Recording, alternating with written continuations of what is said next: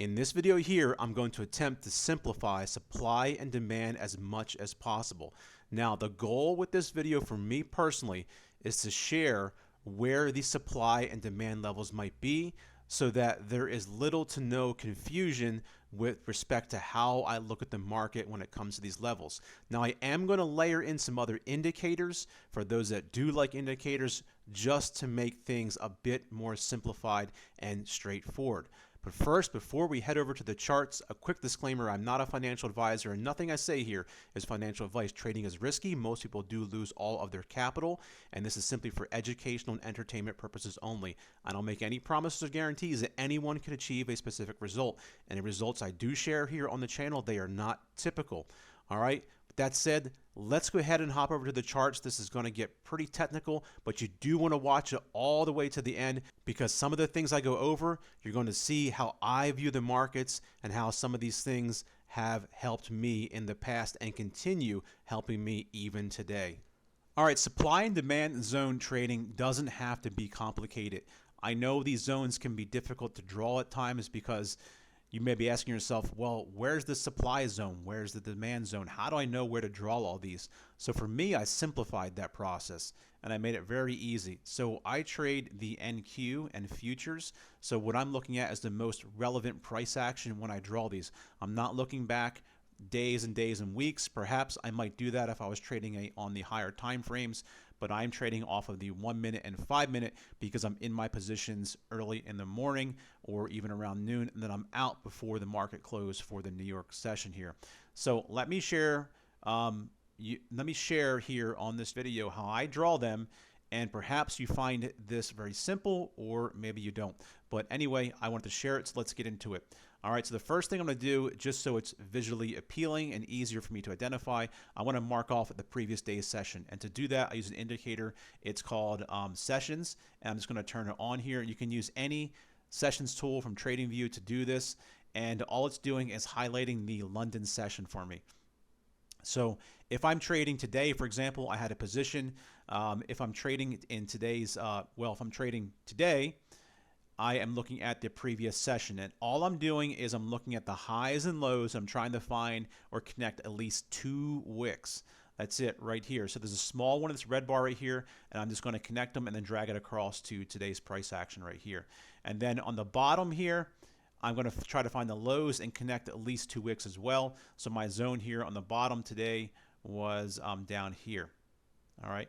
Now, these can be drawn with discretion. There are times where I'll be looking in these other areas here, but I like to find the highest probability setups, and that's typically around these extreme areas for me.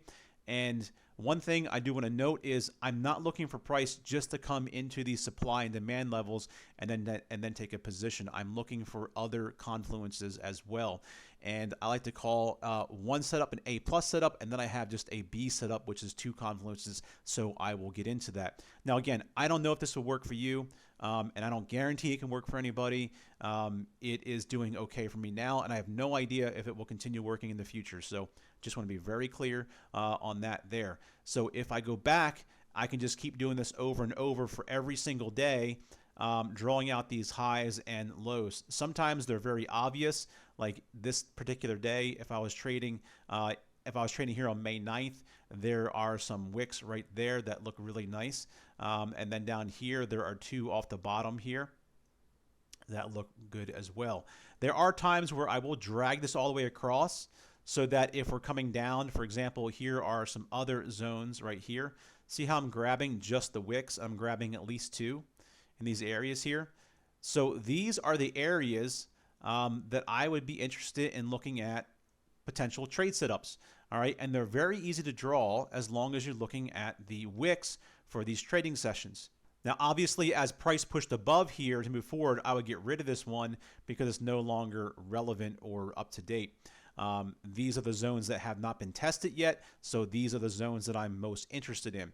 So the last piece here, or one of the other elements I'm going to layer on that helps me build a higher confidence in my trade, is something called volume profile. Now, some of you may or may not be familiar with this indicator, but I absolutely love it. And for the most part, I don't trade with indicators, but I have a huge interest in them only because I'm really into algo trading and building systems and mechanical systems. But this is something that I've been looking at, and so far I absolutely love this thing here. So in TradingView, the one I use, you just type in TPO at the top here. And this is the one I am using right here, time price opportunities. And it's visible on the 5 minute and 1 minute. So I'm going to drop down and share here an actual entry that I did take today. So now I have all my zones marked up here. And again, I'm not interested if price is coming down here like this here, you know, making these wicks down here. There may be a setup, but I'll get into in a minute. But really, I want it to come down into this demand zone here. All right. Or I want price to come up into the supply zone at the top here, which it did this morning. All right, I'm going to go ahead and pop on that TPO indicator now. It's called volume profile, and I'm going to drop down to the 5 minutes so it's easier to see. And I'm going to explain this here just a bit here. All right, so now that I have established how I'm drawing my supply and demand levels here, it's not enough for me just to look for potential trade setup out of these areas here. I want some other confluences to build that potential idea for a setup here. All right, so this morning what happened was price was pushing up into the zone here, and we were outside of the fair value area for this volume profile. Now the fair value area is this place in, or these bars, these highlighted blue bars right here. From what it looks like from the volume profile perspective, this is where a lot of volume is being traded, or where orders may be sitting.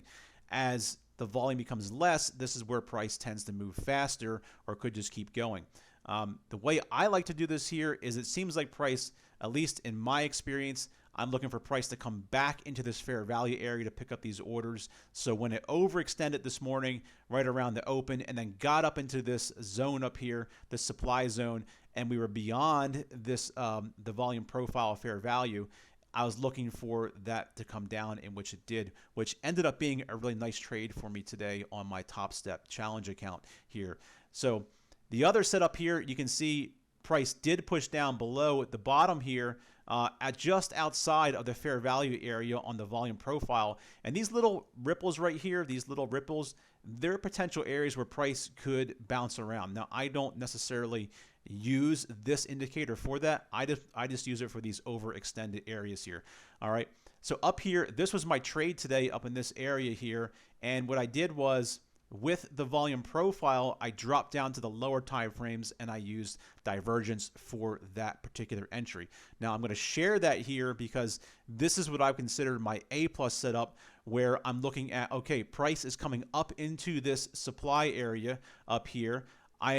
Price is out of the fair value area for volume, for the volume profile indicator. Now I have divergence. That's 3 different confluences. That to me would be considered one of my A+ trading setups here. So for divergence, this is how I look at it. Any oscillator is fine, be it MACD, be it stochastics. Any oscillator is totally fine, but this is just how I use it. So as price was pushing up during the New York Open, I then dropped down to the 1 minute time frame here. And what I was looking for was a divergence setup. So I marked off 2 lines on this particular chart, which should be really easy to see. And this is my oscillator here. This oscillator I do use is called the Fu Manchu. And what I'm looking for here are to connect these 2 red dots for potential sells. So I connect them. You can see they're making higher lows, or I'm sorry, lower highs. And then up here, if I just connect these, as seen here, from this line to here, you can see that this is in fact making higher highs. So that is a form of divergence for me, and then I'm looking to enter on that potential setup there. Now this was a really nice trade this morning, right at the open for me, and got me about 3 to 4R in my Top Step challenge account here.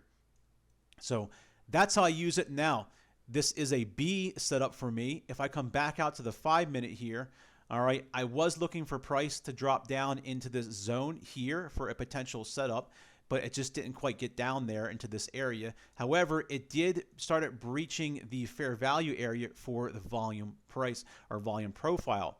Now, so that's just one confluence. I have a break in this area here. The other confluence I'm looking for is my divergence. So if I hop down on the 1 minute, and if I'm looking to see if I had divergence down there, I'll just take a look here real quick. to see if I actually had it. All right, and right here it is. Let me just remove that. So I'm going to draw two other vertical lines right here, green dot to green dot on the wave below. All right, green dot to green dot right there. You can just look down at the bottom and see that. Price is making higher lows, and then price is making lower lows right between these two lines right here like this. So there was divergence there. So I had two confluences that would be considered a B setup for me. And this is how I'm using, in this example here, this is how supply and demand, or I can use supply and demand and then layer on these other confluences for possible setups here. But just coming back out to the 1 hour, drawing supply and demand doesn't have to be complicated, okay? Even without indicators, I'm looking for these wicks. I could just start right here, and let me just go ahead and remove some of this just so it's a little easier to see. I can start drawing these all over the place, and once they are tested, I'm no longer interested. So over here, you can see price came up, tested, broke down, and then broke through. So I'm not going to drag that across like that. I'm just going to keep it over here, or I'm going to remove that altogether. So now that I have these zones right here, if I extend these out into the future here, now it is really easy to see I'm most interested if price ends up coming up into these zones right here, here, here, and here. And this one here, I'm probably going to end up removing because I did have a trade off of it this morning. So I am possibly going to just get rid of that one now because I'm not looking for this to test multiple times. These zones are drawn and meant to be broken. I don't like for price to come down, test, go up, test, go up. After one or two tests, I'm typically just not interested in them anymore. I like what I call fresh zones, and these down below are fresh zones. If I look further left, all I really have right here is this particular wick. If I have to go further back, then I may consider the 4 hour just to draw a zone. And if I extend this, you can see that right there. There is a wick right here. So there is a larger zone right in this particular area like that here. Okay, and then above that, if I just come above this, I don't get another zone until all the way up here. All right, and on the 1 hour, if I'm looking all the way back during that particular time period, all right, this right here, I really wouldn't draw that necessarily because it looks like this wasn't a high in this particular session. Noted by the green shaded background for the London session. I'd be more interested in this up here or, you know, lows way down here. So it looks to me like price has a long way to go if this zone gets broken. So I'll be keeping an eye out for that particular area above here. But again, that's how I draw my supply and demand levels. Super simple, just trying to connect two wicks. And I'm trying to do that for the previous session. If I have to go back a few sessions, that's totally fine.